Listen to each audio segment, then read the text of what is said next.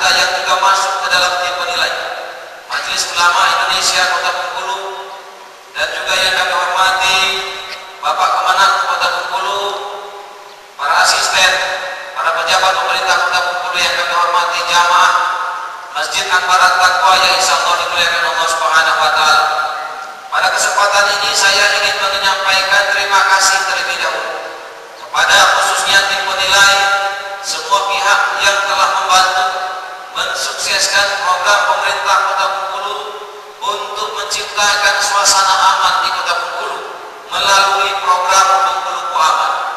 Program ini lahir dari sebuah harapan, cita-cita yang luhur, karena kita merasa memiliki Kota Bengkulu dan kita juga menginginkan agar Kota Bengkulu ini aman, aman dari angka kriminalitas dan juga aman dari persoalan sosial lain. Oleh karena itu kita mengingat dulu kala ketika Kapolda Bengkulu dijabat oleh Bapak Benny Makolo yang sekarang menjadi Kapolda Bali. Ketika itu saya masih ingat betul dan masih segar di ingatan kita. Ketika itu beliau memberikan apresiasi dengan kegiatan pos Bengkuluku Aman, sehingga saking senangnya beliau mengundang seluruh kepala daerah seprovinsi Bengkulu, bupati-bupati, seluruh kapolres diundang, dikumpulkan di Pantai Panjang.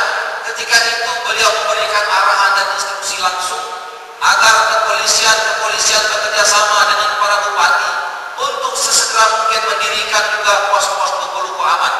Kita masih ingat ketika itu, karena menurut beliau pos Bengkuluku Aman ini adalah program yang terukur dan juga data kepolisian.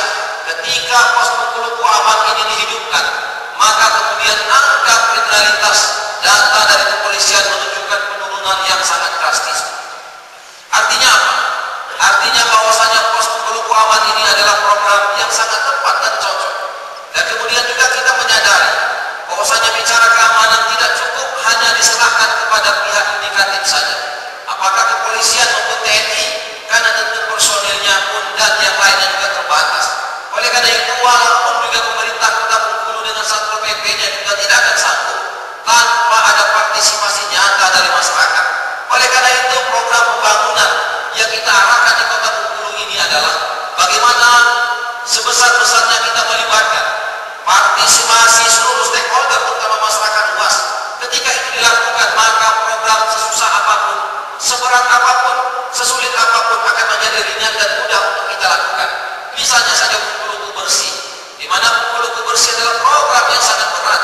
Tetapi ketika kita mencanangkan Bengkuluku Bersih dan kemudian kita melibatkan media massa, seluruh masyarakat, dan kemudian pada yang hari Jumat, Sabtu dan sebagainya, lakukan gotong royong kebersihan, minimal menjaga rumah dan pekarangannya sendiri, minimal menjaga kebersihan bidang kesejukan kantor rukonya sendiri.